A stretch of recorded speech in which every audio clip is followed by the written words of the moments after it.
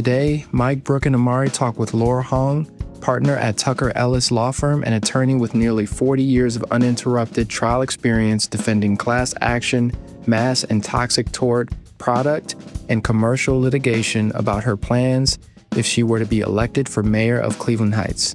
As this is the Cleveland Real Estate Investor Podcast and we are Cleveland Heights residents, our main priority is the current state of housing. City Hall has not been the least bit proactive in dealing with nearly 400 vacant houses, and we need not only a change in code enforcement, but also a change in mindset of all Cleveland Heights residents. All this and more on the Cleveland Real Estate Investor Podcast. What we've got here is failure to communicate.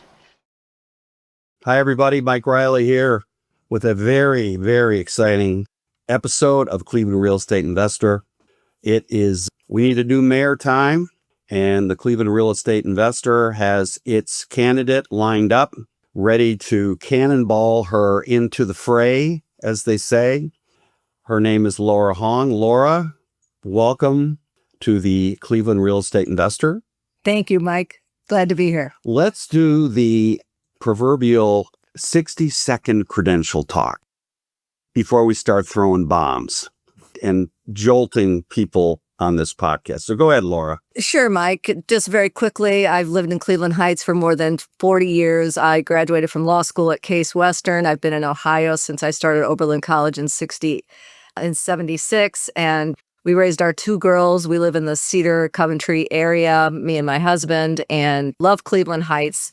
Have really watched the city and city government plummet, and it's time for me to step up. I'm a partner at Tucker Ellis. I'm a trial lawyer and civil defense lawyer. Have tried cases all over the country. 66 years old, and I really think I can turn this city around. I think I can fix all the things that are wrong with it and get it on the right trajectory. All right, well, we're going to get into the details about how you're going to fix it. I'm so glad. I'll add something to your bio. You had a great husband. He's a St. Ignatius graduate.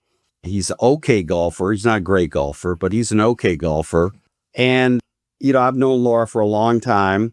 I can't say I've been watching her meteoric rise in the legal profession, but I didn't know you worked with another St. Ignatius guy, Fred Nance, who was my classmate, and maybe Mike Meisner, the late Mike Meisner, who was a very good friend of mine, both Ignatius crew.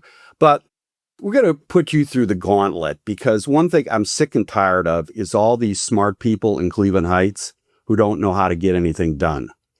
And it's one thing, yeah, I went to law school. Yeah, I did this. Yeah, I did this. Yeah, I did this. I got a 4.0. I got an MBA. I'm a master's in urban planning. I ran a nonprofit. Yeah, right. Okay, now you're already telling me I have my doubts, because what we have witnessed in Cleveland Heights over the last 20 years has been a slow decline.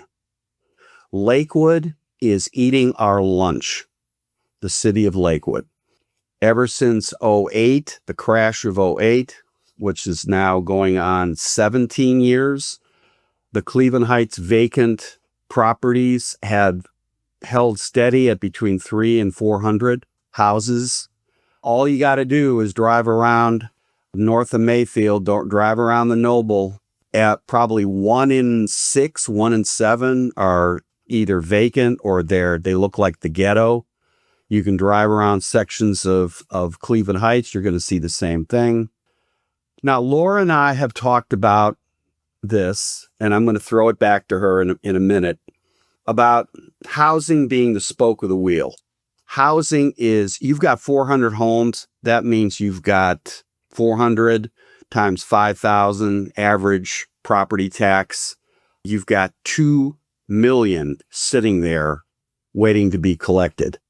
You also have the impact of retail, which is another subject we're gonna visit in this podcast, and the incompetency. I'm not necessarily blaming the good workers at Cleveland Heights that we work with all the time in the housing department, but the lack of strategic direction is just shocking in Cleveland Heights. Currently, there is no master plan for Cleveland Heights. None. I've never seen it. People don't know when the leaves are getting collected. They don't know when the potholes are getting filled. They don't know what's going on with this vacant house. They don't know what's going on with severance. All they do is they get these little blurbs every now and then from the community newspaper Heights Observer, or maybe they'll get an email blast.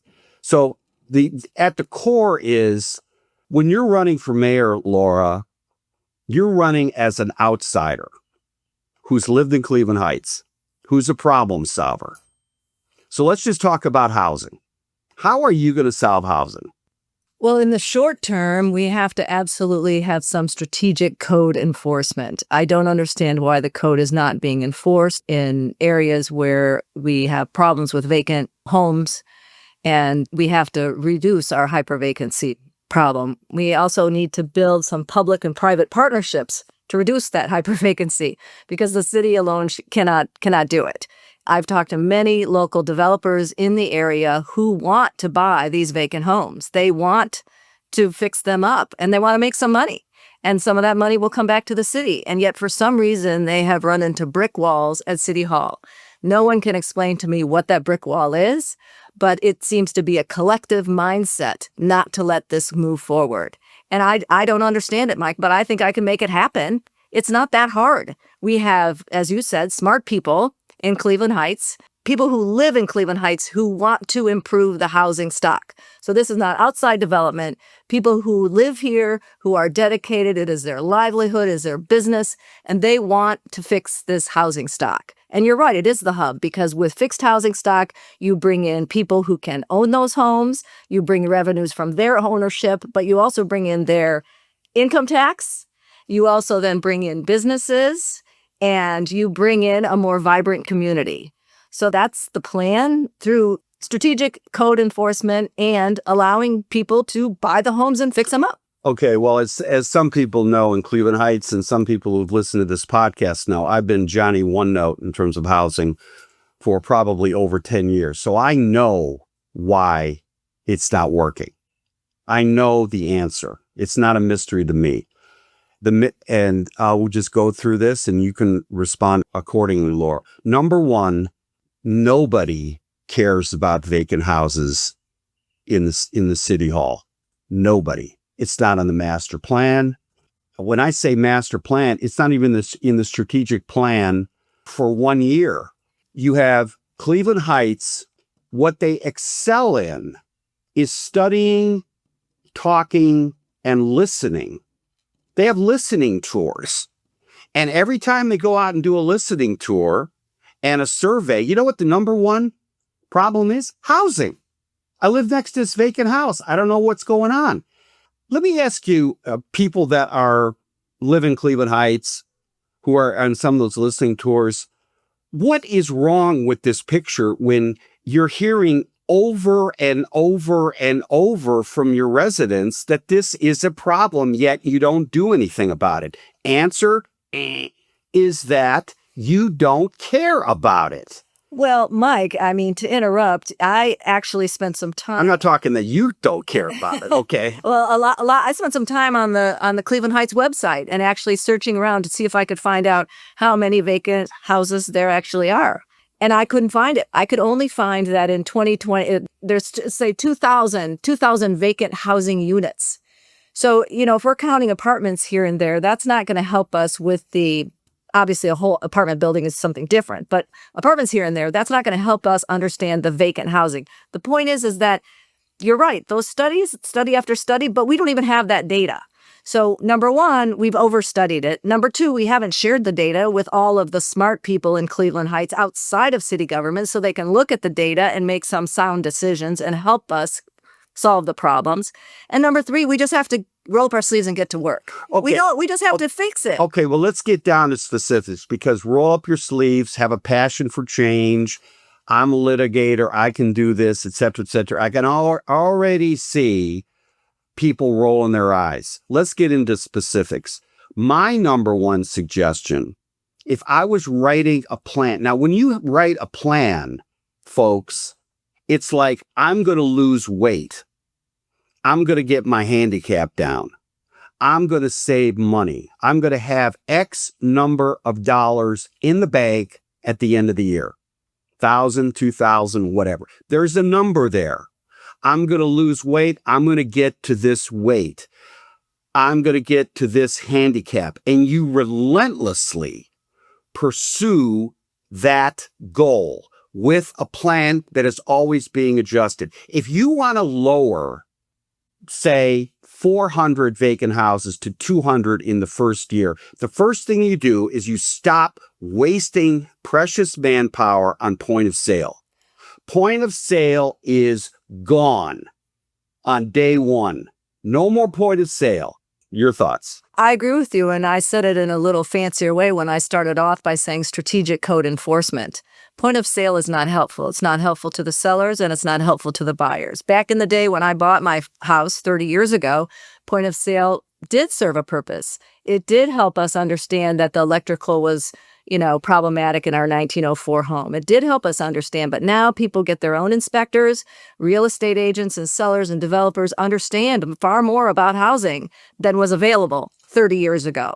We've got to be updated in our services. Okay, so if I'm talking to some council members who are running for mayor, I'm going to ask them, why are you wasting valuable money on point of sale when we are looking at a tsunami of vacant houses? Cleveland Heights has close to 400 vacant homes not paying property taxes. Lakewood has 20. So let me ask you, council people who are running for mayor, what have you been doing about that for the last 3 years? Specifically, what have you been doing that? Have you demanded a strategic plan? Have you demanded metrics that you can follow along every month? Have you made your case on the table, yelling and screaming, whatever, pushing back to the mayor? And if you are running for mayor, and you've been on council, the first question I'm going to ask, why haven't you done anything about this? Because this is the number one problem that the residents in Cleveland Heights have been screaming about for 10 years. It is the reason why the mayoral initiative passed 4 years ago, because they want to know, as I said to somebody, who they got to hang if it's not getting done. Because if you have council people at large, as opposed to specific neighborhoods, and you ask what's going on, everybody points to somebody else. There's no accountability. There's no direction. There's no emphasis about hitting our targets. And so if you've got all these bad houses, you know what's going to bleed into? Retail. Back to you. Retail and safety. I have to tell you, safety, because that is a constant concern of everybody in all of the neighborhoods that I traveled getting my petitions signed. Even in the large fancy houses, people want safety, and they care about empty homes next to them and the lack of upkeep of those homes and what may be going on in those homes that are supposedly vacant. You raise an important question as to the council's role and what council should be doing. And I do think that council needs some leadership. And I'm not talking about the president of council. Council, that's a mayor helps lead council. Right. Council answers to the residents, as does the mayor. They're all the client of the residents are the client of council and the mayor. But we need some leadership. It starts at the top. It starts and stops at the top. But you know what, Laura? One thing I've come to realize is that we are all to blame for what happened with this mayor. All to blame. You got to ask yourself, how did this guy get elected? What is in the water in Cleveland Heights?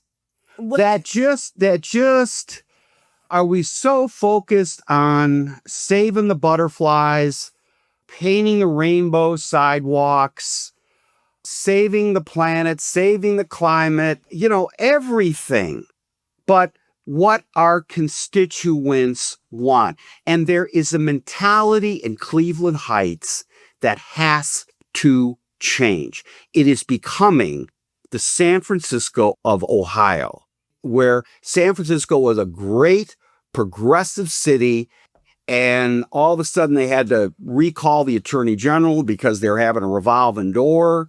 They had homeless people out there, the quality of life. You couldn't build in San Francisco. It was progressive process was triumphing results. Cleveland Heights is over-focused on process and under-focused on results. And that is all about a mentality in Cleveland Heights. And so whoever you vote for, and I'm voting for Laura because I like her mojo. I like the fact that she's an outsider. Whoever you vote for, you got to ask yourself, am I voting for a change or I'm voting for more of the same? Right, Mike. I think the biggest hurdle that I have in the election, which is not really what your question was, is that people in lots of governments, but certainly in Cleveland Heights, seem to want or feel more comfortable taking someone who's already at City Hall and putting them in the same position. And that's what happened. That's what happened with Khalil Sarin. He was on City Council, and then he migrated to becoming the mayor. And he was supported because he was seemingly a known candidate and a known quantity. And I think people are going to have to do their homework. They're going to have to do their homework about me. And they can't just dismiss me because I wasn't on city government. I mean, that is not the nature of Cleveland Heights. That's not the way that we operate. If you want to be a good citizen, you should research me, give me a call, talk to me, tell me your views, tell me your values. I assure you they are not going to be that different than anyone else's in Cleveland Heights in terms of getting our city government stabilized, getting some competent people in place, negotiating strong contracts, bringing business, not doing the same old, bringing new ideas, bringing enthusiasm, bringing human resources, people who know how to attract and retain talent, which is one of my skill sets, people who know how to lead and really when to follow. And all of that has been missing from city government. We need that infused quickly and fast, and I am confident that we can stabilize things and then move forward. As long as we get an outsider's thinking, not another insider, not another go along to get along. I mean, one of the candidates I saw when he was running for council about 3-4 years ago, I'll never forget what he said. He said, we've got to make sure that we pay a sustainable wage in Cleveland Heights for people who work in Cleveland Heights. What does that have to do with what the residents want? What is lacking when you have insiders running? They're in a bubble. They're at large. They're not connected to the neighborhood. They're connected to a small group of people who talk amongst themselves. I went to a master plan session. A friend of mine in the neighborhood, Howard Mayer, who was head of NOACA, great guy. I went with him to the master plan. This thing was like an art show. Graphs, pictures, storyboards, the whole 9 yards. There must have been about 12 booths where you could get detailed information. Sustainability, collaboration, okay? Not one booth talked about housing. And this was in 2014.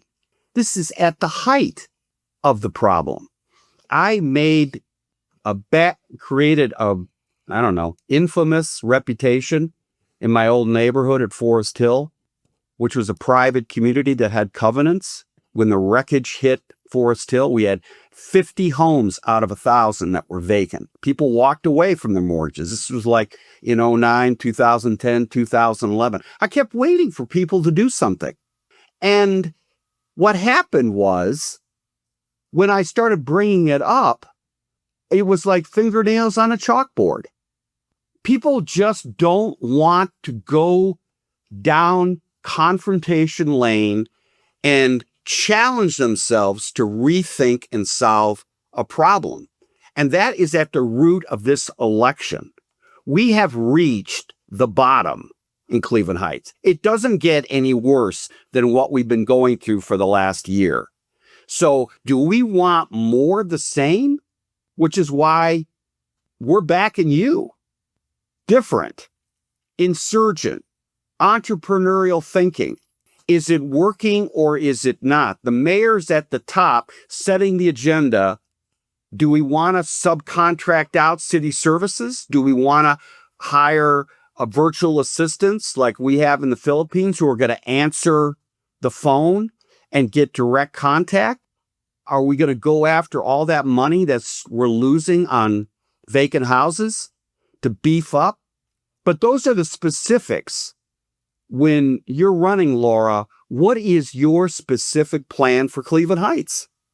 This is what I'm going to do in the first 30 days. Is that a fair question?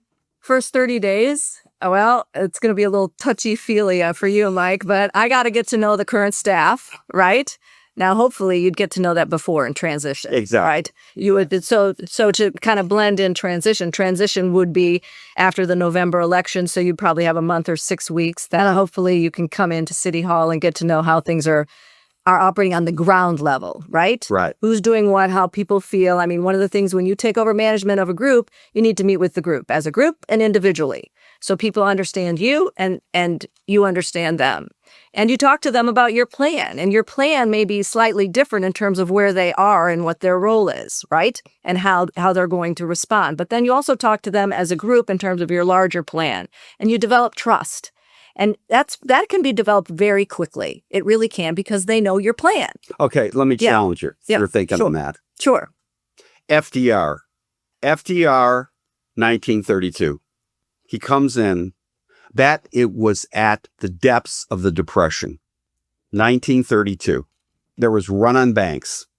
When he became president, the next day, at his inaugural address, famous line, "We have nothing to fear but fear itself." That was a game change. That was changing the tone. Okay. Within the first 100 days, the direction he set was, we're going to try different things to solve this problem. If it doesn't work, try something else. But we have to stabilize the banks. That's what he said. Within the first 2 days, we're stabilizing the banks. They closed the banks. They had a bank holiday and whatever. They set a new direction that right now, this is not working. Now, that doesn't mean you're going to fire people or staff or touchy-feely. It's all about setting a direction. Right. You have to have a plan, and you have to tell people your plan, and it has to be clear. And you also have to tell people not just what your plan is, but how you're going to execute it. And people have to understand that, because they're going to have to buy into it. And if they have a better idea, you want to be receptive to it and listen to it. Absolutely. But you got to have a plan. And you have to be able to pivot. You have to be able to be nimble. As you learn and develop, you have to do all those things, but you still have a plan. You have a strategic plan and a goal in mind, right? If the goal in mind is so let's just say we're going to reduce the vacant housing. Let's say we're going to reduce it in the first year in half. That's the end goal, okay? And let's say that plan involves some easy things, strategic code enforcement, finding people who want to buy the property. I mean, those kinds of things sound pretty easy to me, and getting that done, right? But let's say that we run into some snafus, say a contaminated property, contamination, or we find out, so we come into some unforeseen problems, right? Okay. So then we might have to pivot a little bit. We might have to get a team to understand how to, I'm not talking about study, but how to fix the problem, Mike. No. Let me walk you through this. Okay. 50 years contracting. Yes. As Brook and A'marri, Dave, all my top people know, we work hand in glove with the building department and the housing department in Cleveland Heights. And, Alan Butler. Alan knows us like family. Mm-hmm. Former guy, Rick, forget his name, will come to me, senior moment. He was 20 years ago. He was the head. We work with all these guys. I can tell you one thing. They are chomping at the bit to go after these vacant houses, because they go out and they do a housing inspection, crack in the sidewalk, mm-hmm. broken gutter, this, that. Right across the street is a vacant house that the neighbors have been screaming about. These guys on the front lines have had to deal with this eruption of anger at them. Their hands are tied. They can't do anything because they've been told to go after point of sale. Now, here's where insider versus an outsider. The insiders on council or whatever, they're not interacting with the people on the ground. They're not interacting with the people that are screaming at these housing inspectors coming out to do the point of sale. So I can assure you that on day 2, when you say we are ending point of sale, our direction is going to be to triage. What you do is you triage these properties. Let's just say out of 400, 300 are the lowest of the low fruits. You call the bank, Right. you call the county, get this turned around in 30 days. You put a sign on the front yard saying this house is now being taken over by Cleveland Heights, or whatever you want, wording you want to do as a lawyer. We are on the watch on this house. You will see an immediate FDR-like boost in the community when they see action is actually real and happening in real time. The staff will just line up behind you for that, because this is what they've always wanted to do. They've always wanted to go after these bad houses. Well, as we started this conversation, I do think that that's one of the easiest problems to fix. I really do. And I don't, as much research as I've tried to do, Mike, I can't figure out why it has continued to be such a problem for over a decade and continuing. They don't care. But you want to know some other things? Sure. Some other things. Johnny, one note, Laura. Come on. Give me some other things. Yeah, well, we talked a little bit about city government, and I think that that's important because we need to bring back some good habits. And that sounds pretty trite. It's probably a little too touchy-feely for you, Mike, but we do have to have some, good modeling roles. Show up for work on time. Yeah, exactly. Exactly. Like I grew up and was trained that you work harder than the people who work for you, right? You get in there before them, you leave after them. I mean, that's what you do. Those are some basics. And you go out with them. Exactly. When they do an inspection, when they go to a restaurant, when they go to So you know what they do, right? Yeah, And you develop a relationship with your team. Right. They develop a relationship with you. They understand what's important and people see them, Yeah. right? And everybody gets to know everybody instead of just those who frequent a particular coffee shop, right? We need to break that up and spread it around. I think that is so important. Again, I know you're thinking touchy-feely, but it's really critical. And it's really critical to bringing in revenue. If you know who's running a city and you know that they're out there, then it's a lot easier to bring some business in. You know what I'd love to hear from a candidate? Yeah. We're going to lower your taxes in Cleveland Heights. We're going to lower your taxes. You know how we're going to lower your taxes? Because we're going to start going after these absentee landlords who are in New York, like Severance, and we're going to start making money here. We're going to start finding these people if they don't clean up their property. You got let's just say out of the 400, you got 200 people, 200 houses that you just whack them with fines. Whack them with fines until they get the outside. I don't care what they do on the inside, but clean up the outside. If you don't clean this up, you put the heat on them so quick that they're either going to sell it, which you can broker that so you can make some money there, or you make some money on the fines, like the Cleveland Heights Police Department. They made thousands of dollars on fines. Speed traps on Mayfield, you name it, they were there. They self-funded that department. We have a housing problem, and this is where an outsider teamed up with a coalition of entrepreneurial type people in Cleveland Heights, businesses, all the sharp people like Brandon at Edwin's, Tommy Fellow, all these. How do we make money here? How do we sub out stuff to the VAs to improve customer service? How do we lower our costs here? How do we make money on really investments in Medusa, Severance, where we can partner up, where we're making money? Well, at the end of the day, we're going to try to lower your taxes here. That's the goal of all this.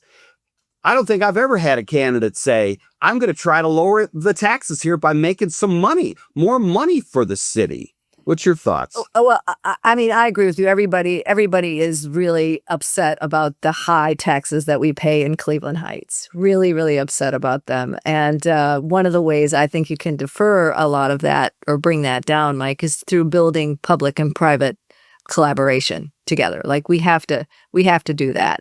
We can't just have a separate city hall and then separate businesses trying to thrive, right, when it becomes so difficult to thrive in Cleveland Heights. And we have some successful businesses here, and we have to build some private partnerships with those businesses and bring some more in. Right. And we've got to be, I'm a Obama Clinton Democrat, a JFK Democrat, all right? Tough on crime Democrat, family value Democrat, whatever you want to call it.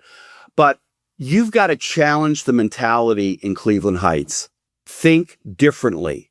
At the end of the day, we've got to think differently to solve these problems. That is the general direction here. That's the direction that you're bringing to the table versus all the insiders. Right. We have to look at, and I have been told not to look at it this way, but we do have to start looking at it with a business mind. And we really have to look at bringing revenues into the city. We have to strengthen our infrastructure. That is a business mindset. Right. Strengthening the infrastructure. And the infrastructure is not just the streets and the roads, but it's also strengthening the infrastructure that maintains that, right? And the human power and the machine power that maintains the infrastructure. That is all business mindset, Mike. And understanding the importance of outside businesses and the collaboration of outside businesses. And then, we can't forget grant money that's out there, just grant money that's waiting to be taken. And to make sure that our city is grabbing each and every penny that it can in terms of grant money and collaboration with other cities that's out there for us to get.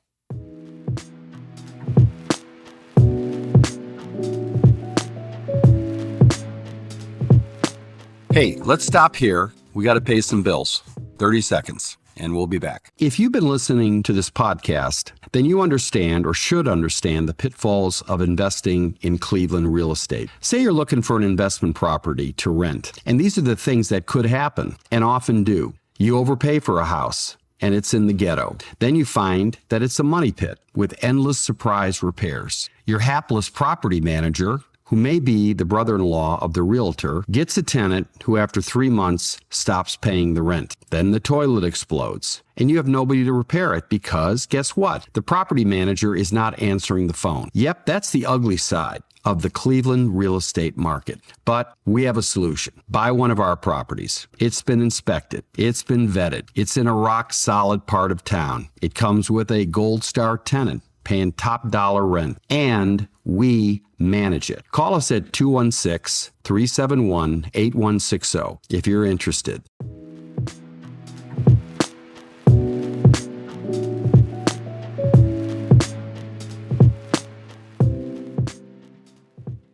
Let me give you an example from the quote businessman entrepreneur who started his business 50 years ago.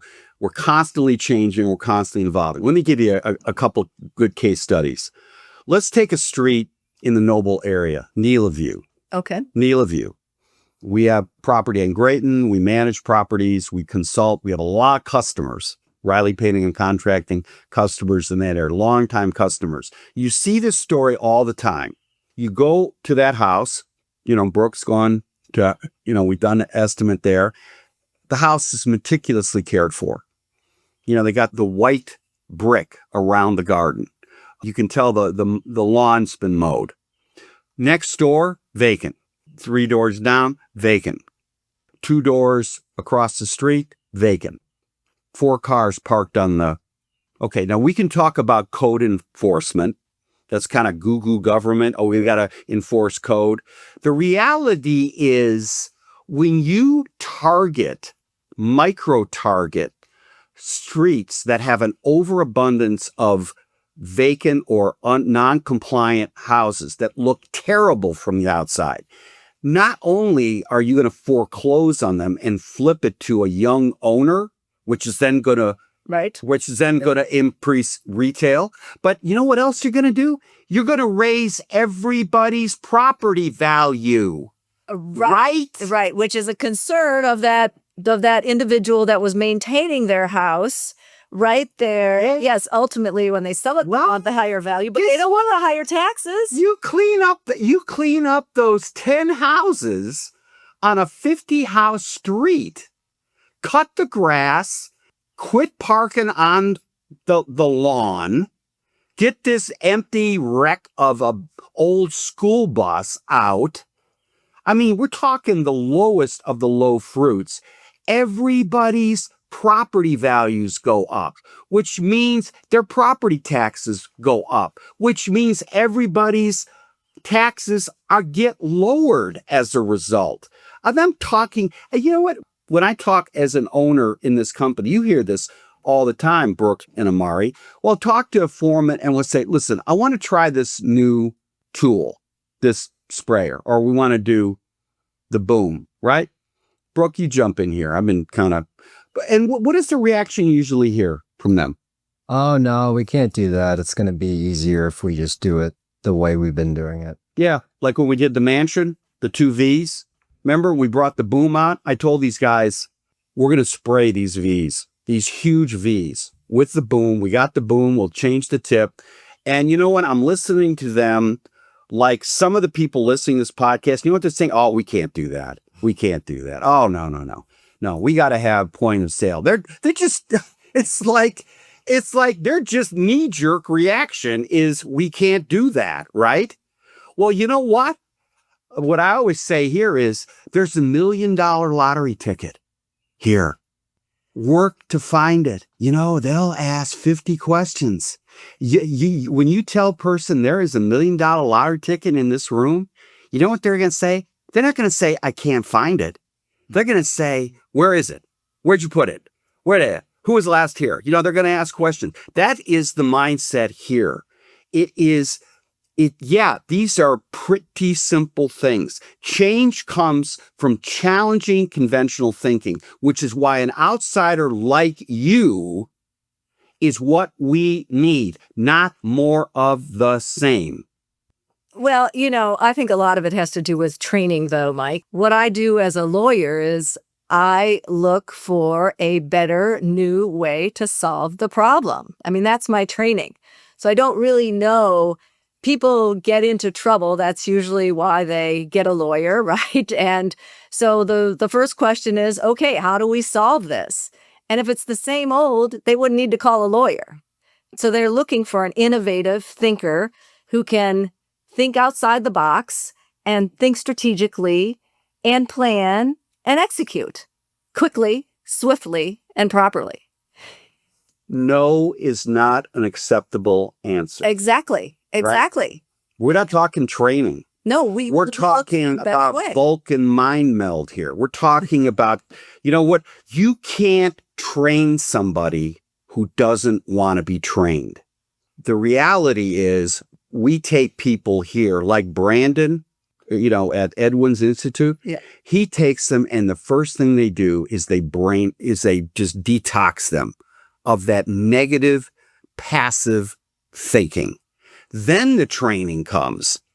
But if their first reaction is no, and we can't do that, then they can't stay. Now, most people, when you challenge them, I found this in my business, when you challenge them to quit saying no, you know what the first reaction is? They're not even aware of it. They're not even aware they're saying no.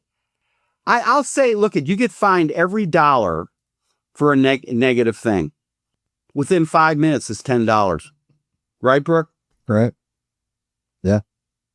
You want to elaborate and let Laura catch her breath here? Joe Rogan time, Laura.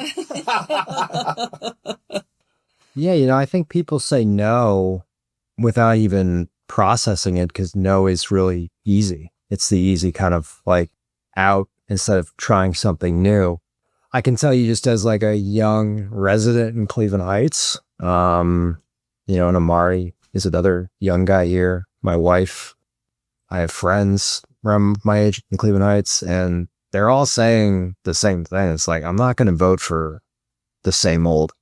Like, this city needs change. I'm not going to wait 2 years for it to change. It's a shame because, like, I love Cleveland Heights. You know, I grew up here, and half my time is spent down in Ohio City and Tremont. And my wife and I are always saying, it's like, God, I wish this could be like Cleveland Heights. And I think that I want to vote for someone who is thinking outside the box. I don't want to vote for someone who's been doing this their whole life. I agree with Mike that outside the box thinking and mentality coming into City Hall and from day one being like, this isn't the same old. There's things in the city that need to change, and they need to change right now.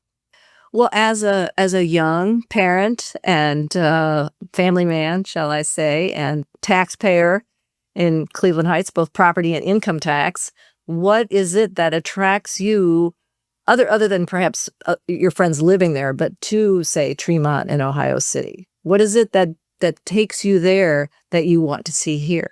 The small businesses, the local businesses that, you know, we frequent. It's just the positive vibe down there. There's a lot of young families down there.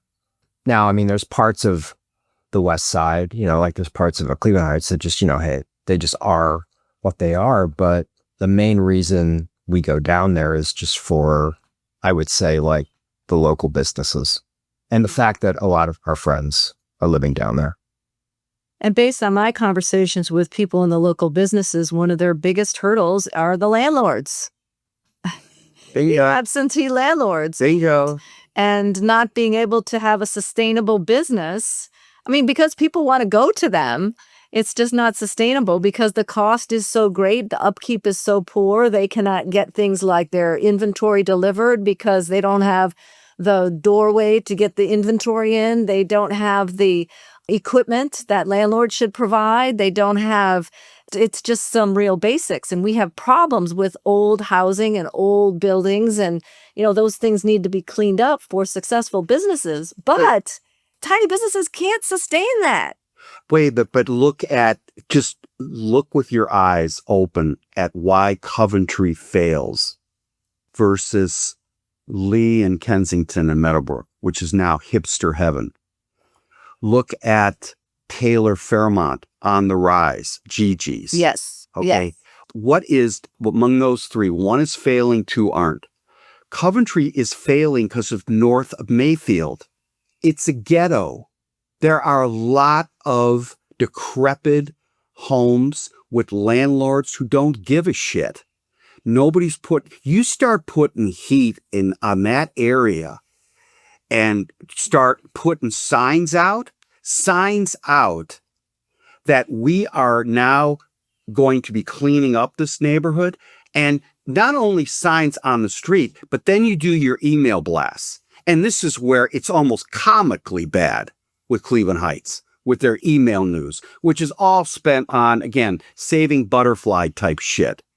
Really, what they need to do. I do say butterflies. I love butterflies. I love the owls. Okay, again, I'm all for it. But look, at the end of the day, what's our priorities? We've got 10 priorities. Butterflies, they're like number 9 or 10, right? One is the vacant houses, the crime, the bad landlords, etc. Nobody's paying any attention to that. But if you clean up those landlords and you use your email blast, weekly email blast that directs you to the website. You know, one part of that website's going to be those 400 homes. Exactly. So, you know, I looked on the Cleveland Heights police section of the Cleveland Heights website, which shows the crime hotspots. And I just wanted to bring this up because it brings us full circle how you talked about housing is the hub. And you look where the hot spots are, meaning where the violent crime exists. And it is right in some of those pockets where those vacant homes are. It is right there. It's And right just right there in terms of Coventry, right by where I live.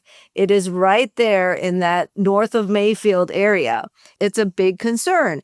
And we used to, when Coventry was so vibrant and our kids were little, and we would walk down there and have dinner, and it was great, and walk around. And they had a festival. Exactly. And law enforcement was present. Bingo. I don't even see law enforcement present down there anymore. It's just really, really unfortunate. Again, we get back to that Neela View north of Mayfield, the people there, Caledonia. You know, I got all these people I got to listen to talking about racial justice, which is a joke, because racial justice for Caledonia is cleaning up those slumlord landlords and getting some police, hitting that area and going after those vacant houses. That is racial justice. When I was in that neighborhood getting my petitions signed, Mike, it was over and over again from people that I spoke to. There's no difference in racial demographic, no difference in age, no difference in anything else. The people I spoke with all wanted a greater police presence in that area. Right. Absolutely. Right. And you know Absolutely. what? But you take care, again, the hub. You Yes. take care of the housing. You get after the landlords. Now it's like Giuliani in New York when they started going after broken windows, the squeegee guys, the Times Square. They started moving in there, cleaning stuff up. All of a sudden, crime dropped. All of a sudden, property values went up. You couldn't, New York, the subways actually got cleaned. I've seen the rise of New York starting in 81 when my wife and I went there on our honeymoon. 81, every year we'd go to New York. All of a sudden, mid-90s, it was an overnight change.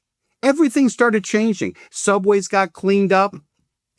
Parks got cleaned up. Graffiti got eliminated right away. The quality of life issues. That is the blocking and tackling of any vibrant. You don't see that in Lakewood. You see a vibrant, small business, coffee places, restaurants, stuff like that. You see it in Taylor Fairmont. You see that in Lee Meadowbrook. You don't see it in Coventry. So to all your candidates running against you, Laura, I'm going to ask them one question. What exactly have you accomplished in 3-4 years on council? Or are you going to give me that, well, we can't do that. We're on council because the mayor and this and that. Not acceptable. That's a mentality we got to get rid of. What do you think, A'marri? You live in the Coventry area, right? Yeah. It's funny because I just, this one's picking me up. I had a dinner recently with a bunch of Cleveland Heights people, and we were just talking and just getting to know each other and just, kind of shooting the shit. And eventually we got around to talking about, a lot of us had the same landlord. We had the same property management company that Luba? Yeah. Yeah. And, a lot of just the same complaints, just about the lack of maintenance, the lack of response time on, complaints that are not just, they're not cosmetic. They're essential. Oh, like toilet not working, roof leaking, animals. And you know how Cleveland Heights solves that? They have these bullshit seminars where they're going to teach people how to be a tenant. Really? You know how many bad landlords there are, Laura, in Cleveland Heights? 5. They're the dirty 5. It's exactly. But no, the point is this stuff is not that hard. Well, wait a second. I'm not familiar with the videos on how to be a good tenant, but isn't that kind of like blaming the victim? I mean, exactly, blaming the victim. I as a parent, and I get annoyed when my 22-year-old daughter doesn't clean up her dishes, but I partly have to say, well, that's on me. So if there's problems with the rental housing stock, that's on who owns it. I mean, that's what the mayor. It's where the buck stops. You know what? If I look at the first 30 days, identify the 5 bad landlords, literally go after them. I'm talking about go after them, not let them go through the court system, run the court system, wait till they go there. No, in fact, call A'marri, call the tenants and simply say, look, here's what I want you to do. Like I did with my daughter, Lindsay, who runs the property. You send Leon over to fix the toilet and you take it out of the rent. Yeah. Right? Yeah. Yeah. Take it out of the rent. And then you start passing the word around, and then you have one person who is tasked to go after the dirty 5. And you said, I want to introduce myself. I'm the Terminator. Okay. This problem is now going to be terminated here. We can make it easy. We can help you. If you don't know how to cut the grass, we can show you how to work a mower. It's amazing what we can do to help you. If you are going to try to stall and dodge and weave and whatever, we're going to fine you X number of dollars a day. Okay? Right. And now we're raising property values, right? We're changing the neighborhood. We're bringing in more retail, and people's taxes are going down, right? It is amazing how that works. And of course, if all of that happens, you begin to change the mindset, which is what we need to really juice up quickly, right? And I appreciate that is a significant task. But when we talk about changing a mindset, you can either look at it in terms of this is a mindset that never existed, and now we have to totally retool someone, or this is a mindset that someone had, and for some reason they lost it. And I believe in Cleveland Heights, those people had it. I believe we had it in Cleveland Heights, and that's why we love Cleveland Heights. But that mindset, so we just need to get that mindset back. We need to dig it out. It's buried. We need to dig it out, refuse to accept the current mindset, and find it. And, I would say, feed it, get it going. Hey, Vince Lombardi, for those of a certain age, now, Brooke, you did your hawking Chapel Talk on Vince Lombardi. Everybody go on YouTube and watch Vince Lombardi when he took over the Packers. The Green Bay Packers in 1959 were the worst team in the NFL. They had a record, I think, 1-13, and they had 8 Hall of Famers on that team. Bart Starr, Jim Taylor. I remember because the Packers would just beat the Browns like a drum. He changed the mentality. Think about what's happened in the last year or two. And I challenge council people that are running for office, all the people that quit and resigned. Now, let me ask you something. After you get the 6th, 7th person resign and somebody else is hired, does anybody in council want to go up to that person and say to them, listen, before you resign, why don't you see me? Why don't you see me before you resign? I want to know what's going on here. Council, they just sat there while these people resigned. Over and over and over again. These people were hired, wanted to do a good job. These people on the Green Bay Packers, these Hall of Famers, they wanted to be successful. Nobody wants to be a failure. The good people end up quitting. Okay?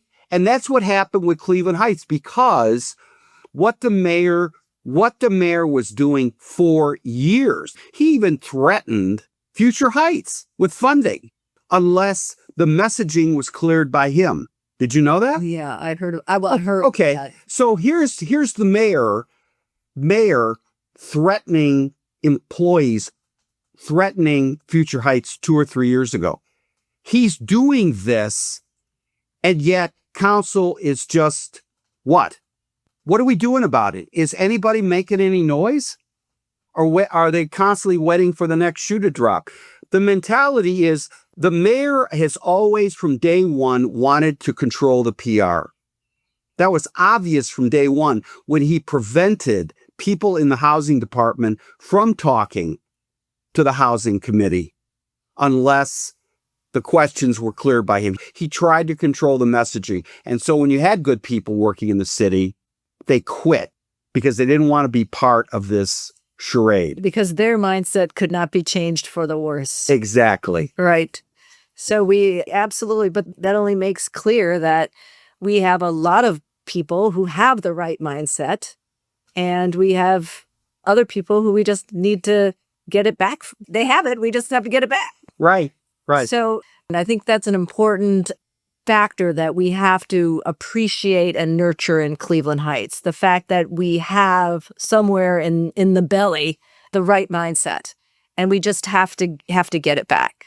We have to stop being distracted with the wrong mindset. We have to stop being distracted with old ways, being distracted with being subservient, being distracted with the same old people, the same old movers and shakers. And, oh, these people, I'm meeting the movers and shakers, Mike, they're all older than me. And I'm old at 66, but they're older than me. Where are the young people? Who are the young movers and shakers, right? Why haven't they been tapped? That's super important. This is their community. And everybody's concerned about the housing shortage. And I don't know what the housing shortage is, but supposedly there's a housing shortage. Now I've gotten to the bottom of it, that they think it's a housing shortage for elderly people. Okay. Yeah. So because I couldn't figure out this housing shortage. So now they want to build these 1-story flats for elderly people. Maybe I fit in that category. I don't know. We've still got several stairs in our house. But in any event, I think we need to pivot and say, as I was asking Brook, what he wants to see in a neighborhood. Let's see what young people want. Right? Listen, Laura, this all goes back to not housing, because that is the spoken wheel. There's no plan. Right. There's no plan. So when you're in a debate with your opponents who are on council, ask them, why have you allowed the city to function without a strategic plan for the year? When you don't have a plan, and Brooke, we've seen this with work orders on our projects, you dabble in everything. Oh, right. You're just nothing but dabbling. And your meeting and your committee, well, we're having a committee, we're having this, we're talking about... We're getting done. Nothing's getting done. You know why nothing's getting done? Because nothing's targeted. That's right. That's why. I'll tell you a funny story. My wife and I, we went for a walk on Monday with our son, and after dinner, and I live in the Forest Hill area, and the house behind me, the house burned down, right? Right. So it's directly behind me. And, we kind of avoid that street if we don't have to, but we looped around. There was a couple dogs coming one way. So we decided to go up the street. And my wife hadn't been on that street for maybe a couple weeks. I'm 6 feet tall, and the grass was higher than I was. There were just weeds. And my wife was like, what the hell's going on here? And I was like, well, it's a vacant lot. There's no one maintaining it. My wife grew up in Fernway. And she was like, why doesn't the city just come out and cut it? And I was like, that's a really good solution. And she's like, and I was like, how would this be handled in Shaker? Now, she's not in the government in Shaker, but her parents lived there their whole life. And she's like, well, I'm not sure, but I'm pretty sure my dad said that the city would go out and just send the bill or just add it to, as a lien or something. Like, you know what? That's amazing, Brooke. Well, here's the other. They actually do it and then put a lien on the property. Here's wow. Here's the other, the cherry on top. Our house, I had to call an exterminator out because it was getting rodents coming in, skunks, chipmunks, rats from the vacant lot. I know that. And the exterminator saw the grass from the fence, and he's like, well, what's going on back here? I was like, it's a vacant lot, man. I don't know. He was like, well, they're obviously living in there and then coming over it. And I was like, are you kidding me? Yeah. And he was like, yeah, if they just cut the grass and killed the weeds, the rodents would be gone. So, hey, Brooke, when it starts to affect you in your home, it's like, I'm done with this planning and can you just get a lawnmower out City Hall? Can you just cut the grass? Why are we talking? Hey, council people running for mayor? Yeah, looking at you, man. Why are we talking about an affordable housing problem when we've got 400 vacant homes? Can't they be retrofitted for our old elderly population? You know what? Why are we not mowing Fairmont Boulevard to save the butterflies when we've got 400 vacant homes whose grass hasn't been cut? There's plenty of space for the butterflies there. There is no connectivity. People talk, it's not connected to anything. It's a bunch of feel-good, let's all get along, collaboration, sustainability. It's all word cloud that's not connected to anything. Well, I think it's a little bit different than that, Mike, in that we have some very, very strong interest groups that are doing a great job in this city. You know, the Green Team has done a great job in this city. Let the Green Team do the Green Team's thing, right? I mean, I firmly believe that. We have a lot of organizations that are doing good. The city needs to take care of its stuff, right? So we don't need to go in places that are already either being taken care of or that are already being supported elsewhere. We don't need to go there. In terms of what the city of Cleveland Heights needs right now, has an urgent, critical need, is to clean up what its responsibilities are and to stay in its lane and do that. I think it's also too. I don't know, but good political move there. Good.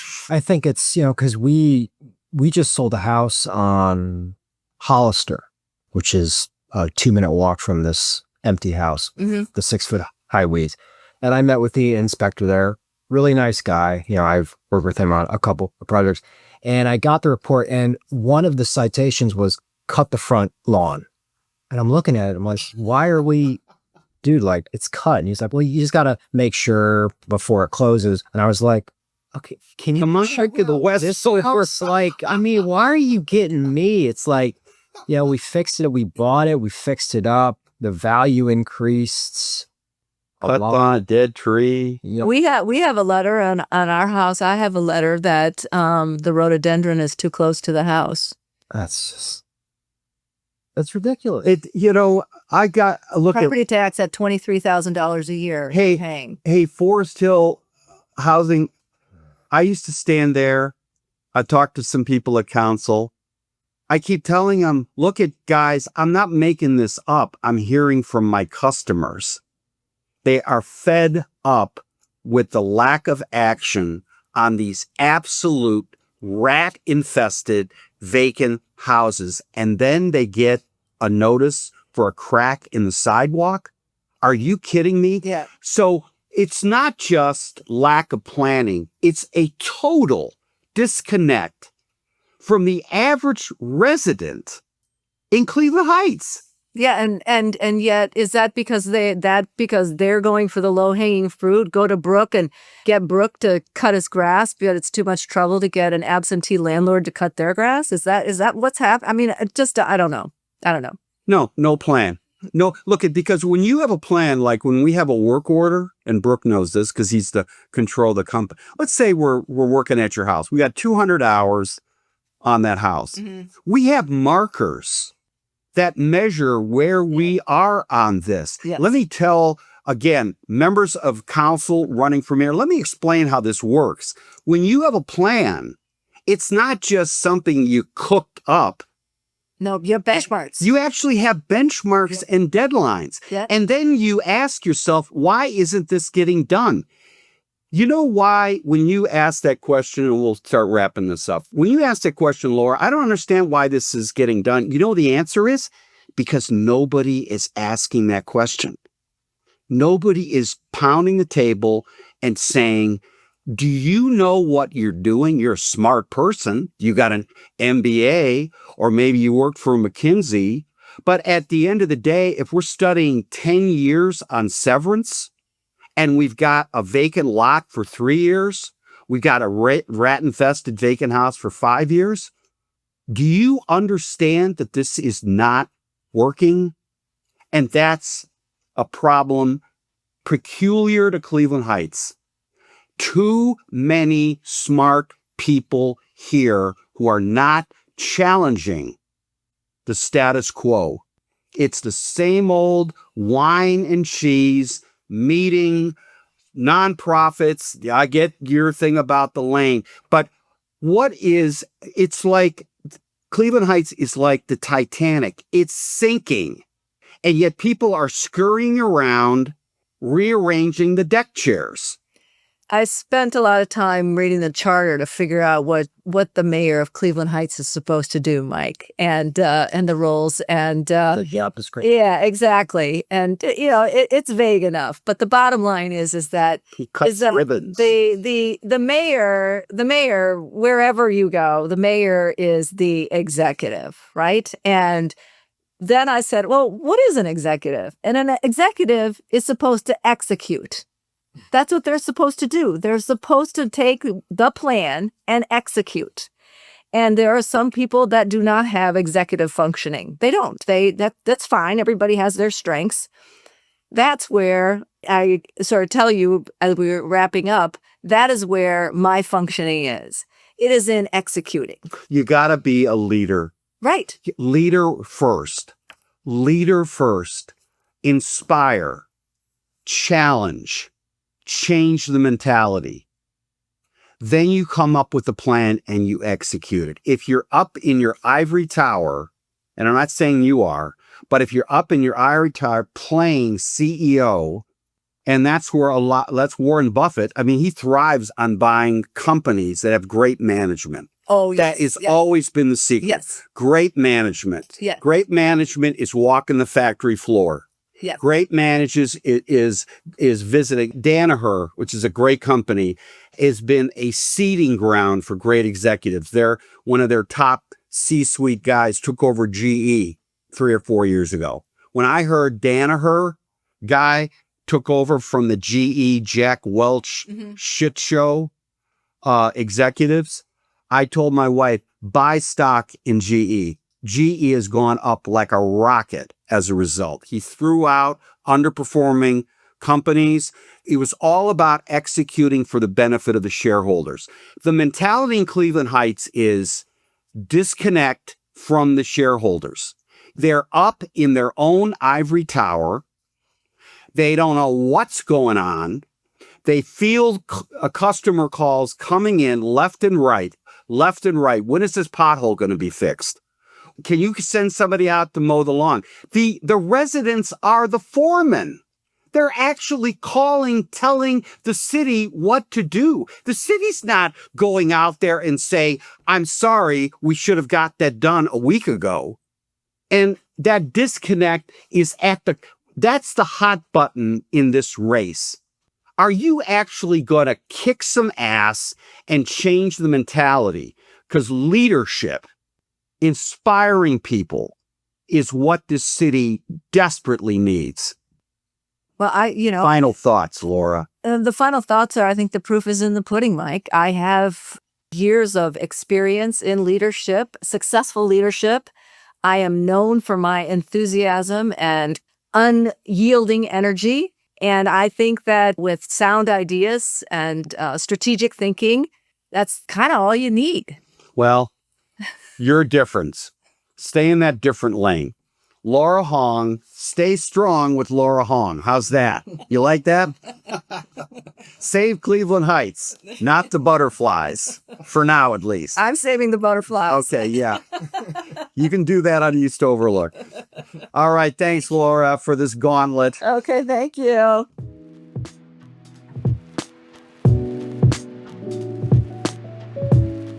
Thank you for listening to the Cleveland Real Estate Investor Podcast with Mike Riley. Please add our show or follow us on Spotify, Overcast, Apple Podcast, or Spotify. Leave a like or comment on the video. All engagement is appreciated. Subscribe to us on YouTube as well for video content coming soon. For any Cleveland listeners or Cleveland Browns fans, you can check out our other podcast, Cleveland Browns Anonymous, for our weekly group therapy session. This is also on all the same platforms as the Cleveland Real Estate Investor.